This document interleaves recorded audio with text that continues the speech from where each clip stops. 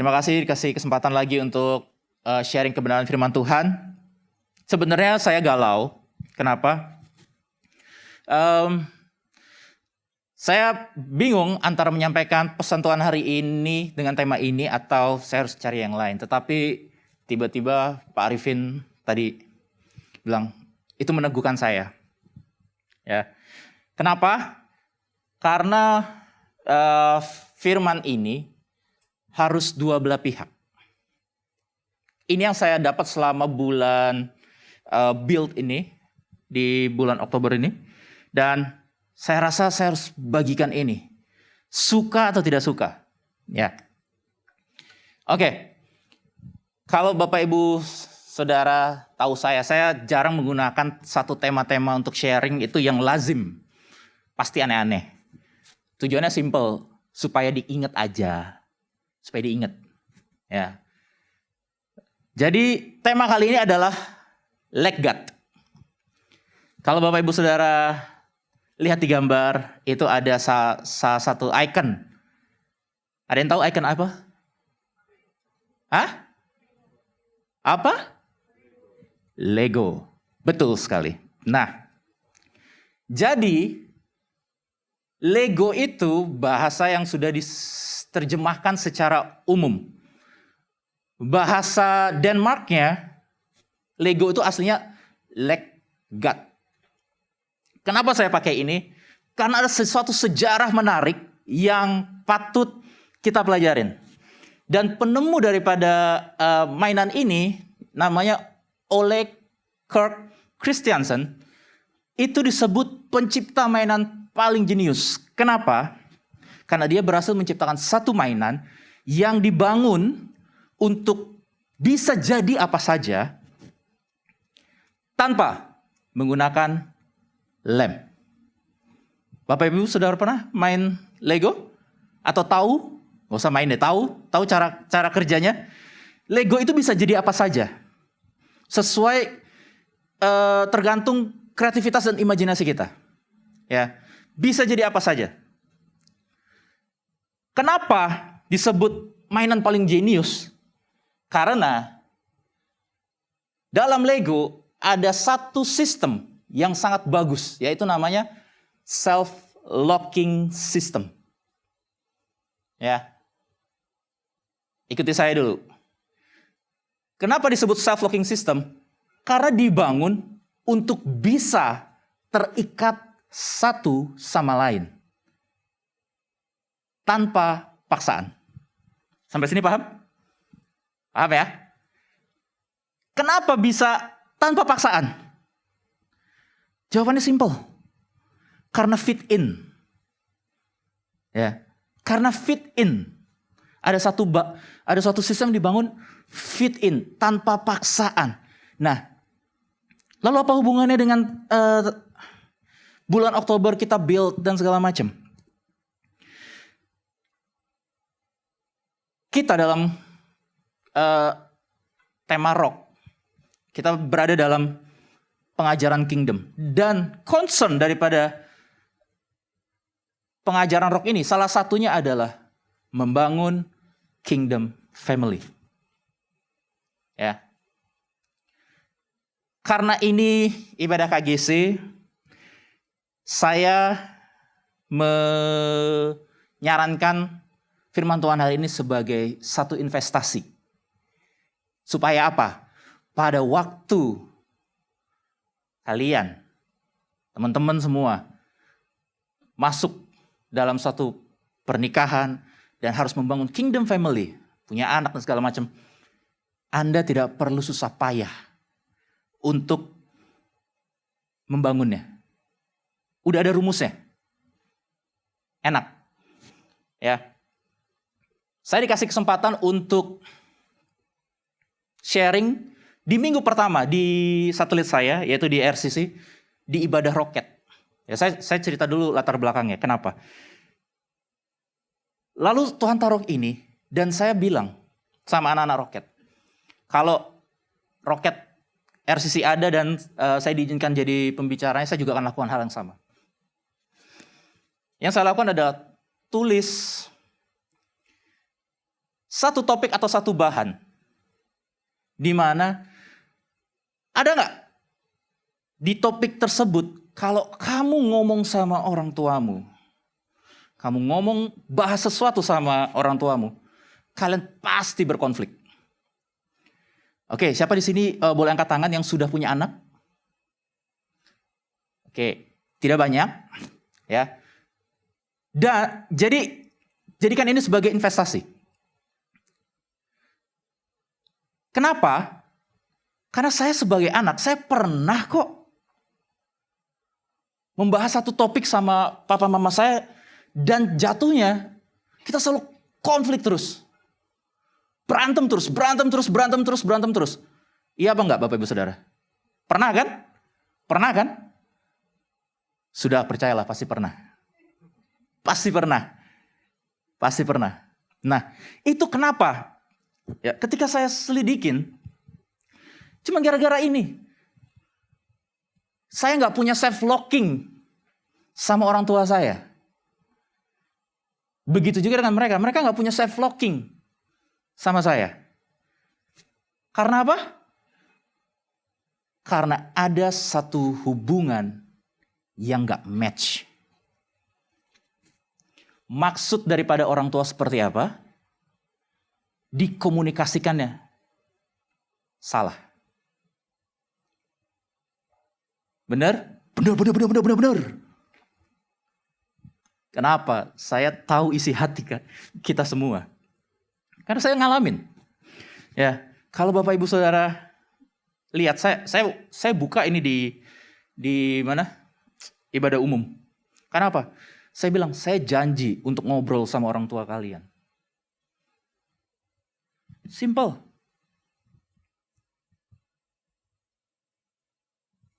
Kalau Bapak Ibu Saudara baca ini ya, permasalahan-permasalahan sangat simple. Cuman kenapa itu menjadi luka di hati generasi? Ya. Karena itu tidak disampaikan dengan benar. Dan saya percaya kita pun sebagai anak pernah mengalami itu. Dan bagaimana kita bisa membangun kingdom family kalau kita nggak bisa beres di situ. Ya. Nah, keterikatan sejati itu terikat karena terpikat. Artinya, kok papa gue gaul ya? Kok mama gue gaul ya? Keren deh. Ada yang lihat story-nya Ko Hendra hari ini gak? Bagi saya itu relevan banget. Ya, kita sebagai anak muda ketemu pemimpin seperti itu yang relevan. Kayaknya ngomongin kebenaran firman itu tuh gampang. Selama sudah nyambung. Tapi untuk nyambung itu perlu proses. Betul kan? Dan itu gak mudah. Tapi kalau kita tahu caranya, sangat amat mudah. Kenapa saya bilang seperti ini? Saya diawali dengan satu cerita di mana saya punya anjing. Ya. Namanya Snowy Malika Putra Diningrat. Kenapa Malika? Karena dirawat seperti anak sendiri, korban iklan. Ya. Terus saya berharap suatu saat anjing ini jadi anak pintar. Begini, disclaimer dulu, saya tidak menyamakan anak itu sebagai seorang anjing. Tidak ya. Nanti jangan saya disomasi nih. Tidak sama sekali. Tapi pada waktu kejadian ini, saya menemukan satu cara yang pada akhirnya, ya inilah yang generasi butuhkan. Ya. Saya berharap ini anjing jadi anjing paling ganteng kalau saya jalan di pantai atau jalan di kompleks perumahan. Paling ganteng kenapa? Paling nurut. Dengar perintah, gampang. Tapi permasalahannya, ini anjing tidak bisa melakukan satu perintah sederhana. Yaitu shake hand. Sangat amat mudah bukan? Saya berbulan-bulan. Dia udah setahun, berbulan-bulan saya nonton YouTube, saya kasih treat dari paling murah sampai paling mahal untuk nge-treat ini anjing. shake hand. Dan dia cuma diam melihat saya saja. Satu kali saya kesel. Saya toyor-toyor dia. Kamu gitu aja gak bisa. Dan akhirnya saya ngambek. Tanpa sengaja, saya melakukan satu action. Yaitu apa? Saya memalingkan muka dan saya seperti ini. Jadi ya. Tanpa paksaan, anjing saya, dia melambaikan tangannya untuk minta di shake hand. Berarti apa? Kata shake hand tidak ada di dalam kamusnya dia. Betul apa enggak? Betul kan? Yang ada apa? Ketika saya noleh, itu artinya dia harus shake hand. Jadi saya percaya gini, tidak ada anak yang gak ngerti diajar. Yang ada apa? Gaya didiknya orang tua kita zaman dulu dipaksa fit in sama kita. Betul gak? Kita ini sebagai generasi muda, sebutannya keren. Overloaded information. Betul gak? Kita ini bisa terima informasi dari mana saja, kapan saja, dan terserah kita. Tapi pertanyaannya, informasi apa yang benar-benar menyentuh hati kita? Supaya apa? Itu benar-benar kita tangkap. Nah, jadi Bapak Ibu Saudara, saya bantu untuk mengerti satu hal. Kita punya masalah dari goodwill and how to communicate it. Ya. Kasih, disiplin, dan komunikasi. Itu gak bisa dilepas. Kalau kita kasih aja, tuh anak manja. Ya. Kalau kita disiplin aja, otoriter, pahitan. Kasih disiplin, tanpa ada komunikasi, selalu akan ada salah pengertian. Selalu. Ya. Jadi kalau dalam bahan bangunan, kasih itu tiang-tiangnya. Dan disiplin itu seperti batu, pasir, dan segala macam yang dibalut oleh semen. Pasti kita akan ngerti. Karena Profesor Surya, kalau Bapak Ibu Saudara tahu, profesor paling jenius di bidang fisika dan segala macam, dia bilang seperti ini, berikan saya anak paling bodoh di Papua, saya akan jadikan juara 1 perlombaan di bidang matematika dan fisika. Dan nyatanya benar kejadian. Dan dia bilang apa? Tidak ada murid yang bodoh. Yang ada adalah guru yang salah mengajar. Kenapa? Dipaksa sama. Dan itu menimbulkan luka. Baik, cepat aja. Saya akan ceritakan suatu cerita yang mungkin tidak sering kita lewatkan. Kenapa? Karena kita digiring untuk memahami satu sisi. Ya. Ketika saya renungkan ini dan saya tukar pikiran, saya bilang, salah nggak kita kalau kita berpikir? Enggak. Ya. The Untold Story of Prodigal Son itu ada di Lukas 15 ayat 13-32. Kenapa kita melihat dari satu sisi? Karena judulnya aja udah seperti itu. The Prodigal Son. Jadi otomatis otak kita berpikir bahwa subjek utamanya adalah son. Peran antagonisnya adalah son. Tahu ceritanya kan ya? Tahu ya? Jadi biar saya nggak ceritain lagi. Nah, sekarang kita belajar. Kalau Bapak Ibu Saudara lihat sebelah sini, ya, ini anak tumbuh besar dan segala macam. Di sebelah sini adalah satu timeline di mana anak tersebut meminta warisan. Bahasanya meledak minta warisan. Betul? Ya. Yang tahu garis ini siapa? Tuhan. Ya kan? Pertanyaannya, masa sih ada anak lahir jalan segala macam. Tiba-tiba dia gede, di umur sekian, di hari itu, jam segitu.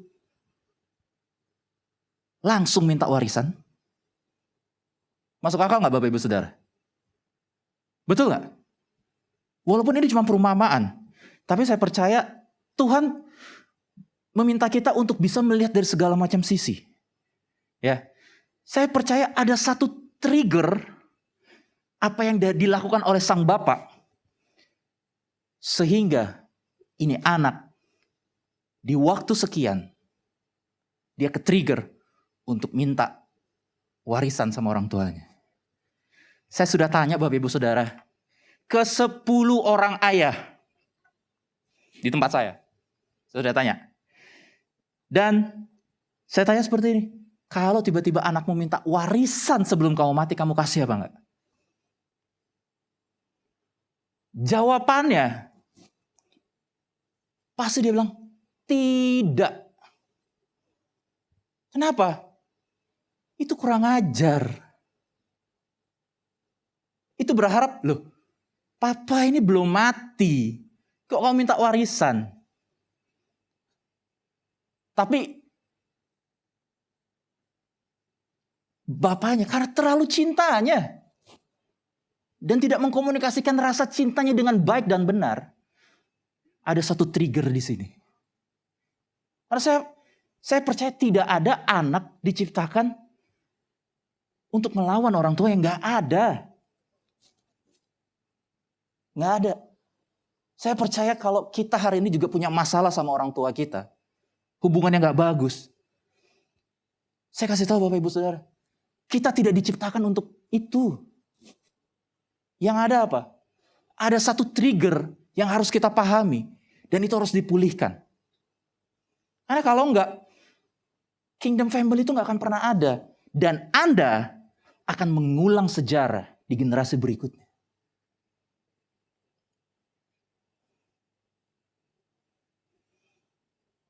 So, saya tukar pikiran dengan sahabat saya. Dia bilang seperti ini, komunikasi yang baik bukan hanya sekedar suara yang bisa dimengerti, namun juga sebuah tujuan yang bisa ditangkap oleh hati. Ini dalam banget Bapak Ibu Saudara. Saya dulu terkenal bahwa saya ini keras kepala. Nggak ada satu orang pun di dunia ini termasuk orang tua saya bisa ngasih tahu saya. Dan itu sudah dibuktikan, percayalah. Ya, sudah dibuktikan. Tapi orang-orang di satelit saya, mereka bilang, ada kok 2 orang yang bisa ngasih tahu Gideon. Yaitu Ko David Limanto sama Immanuel Rico. Artinya apa? Kenapa mereka bisa ngasih tahu saya? Bahwa saya, kalau Rico, ya Immanuel Rico, itu ngasih tahu saya kalau saya salah. Digoblok-goblokin Bapak Ibu Saudara. Enggak ada yang bilang, Yon kamu tuh salah begini. Enggak. Goblok kamu. Pakai otakmu. Tapi kenapa saya bisa dikasih tahu sama dia? Kenapa? Saya fit in sama dia. Sehingga saya ngerti apa yang maksud dan tujuannya dia. Dia gak punya tendensi apa-apa sama saya. Dia cuma ngasih tahu kebenaran. Yon ini salah. Yon itu salah. Makanya ketika saya tukar pikiran, ini gimana Cok, gini gimana? Iya, komunikasi yang baik itu bukan hanya sekedar suara yang bisa dimengerti. Tapi sebuah tujuan yang bisa ditangkap oleh hati. Kenapa Bapak Ibu Saudara? Di dalam Lukas 1 ayat 17. Itu dibilang seperti ini.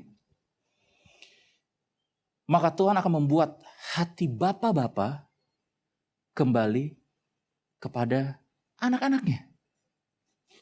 Supaya, bagian terakhir dibilang seperti ini.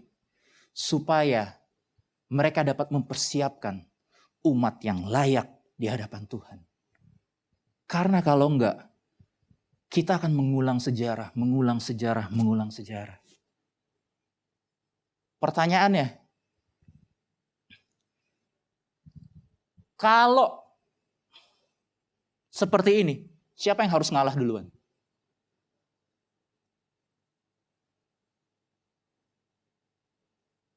Saya cuma bisa bilang seperti ini.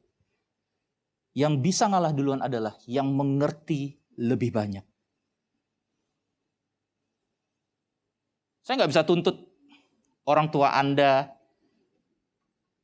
melakukan ini kalau mereka tidak dalam pemahaman ini. Tapi kalau Anda sebagai anak mengerti pemahaman ini dan mau itu dipulihkan supaya apa? Tidak mengulang sejarah. Akan ada namanya apa? Legat. Saya belum selesai dengan legat. Arti legat dalam bahasa Latin itu artinya gini. Aku membangun bersama. Artinya ada dua orang atau dua pihak yang bermain permainan ini. Saya terikat, saya tertarik dengan seseorang. Saya terpikat dengan Kogyong. Kenapa? Satu frekuensi. Tanpa ada paksaan, tanpa ada apa-apa. Saya mendekat dan kita fit in. Sama Riko juga. Kenapa? Kita pasti semua hidup dalam satu frekuensi yang sama. Benar kan? Jadi itulah yang membuat kita bisa membangun lebih tinggi, lebih tinggi, lebih tinggi, lebih tinggi, dan lebih tinggi. Ada satu kata-kata di surat ini. Tulisannya sangat simpel. Pak Ma, tolong jangan menghakimi sebelum konklusi selesai.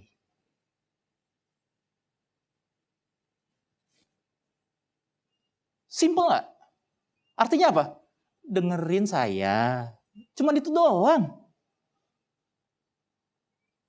Tapi kita itu sering kali dipojokkan atau disudutkan dengan pendidikan masa lalu yang dipaksakan fit in dalam kehidupan kita.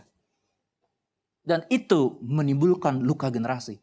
Saya saksi hidup Bapak Ibu Saudara. Di mana ketika anak-anak remaja,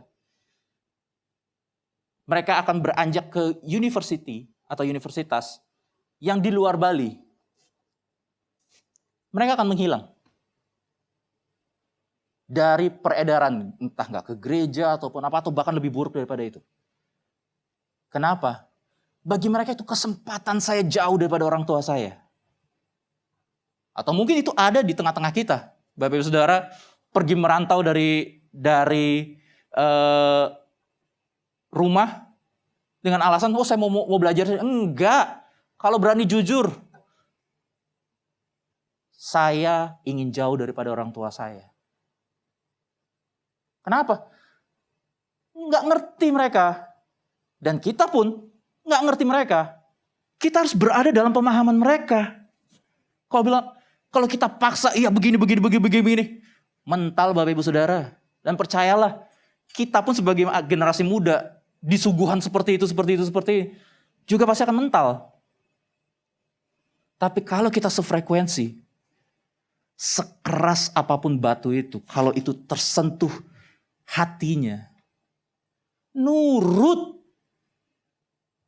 Kenapa? Karena kita diciptakan untuk itu.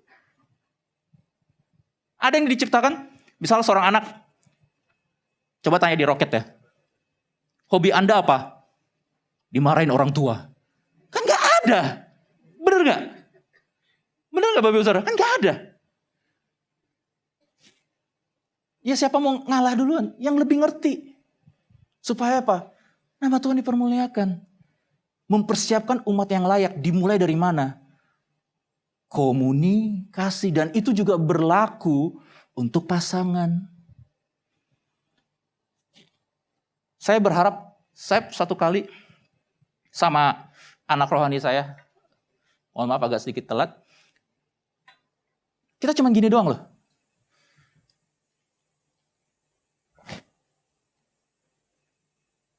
Cuman dia yang ngerti apa arti anggukan alis saya. Ya kan? Bapak Ibu Saudara mungkin gak ngerti. Tapi anak rohani saya ngerti.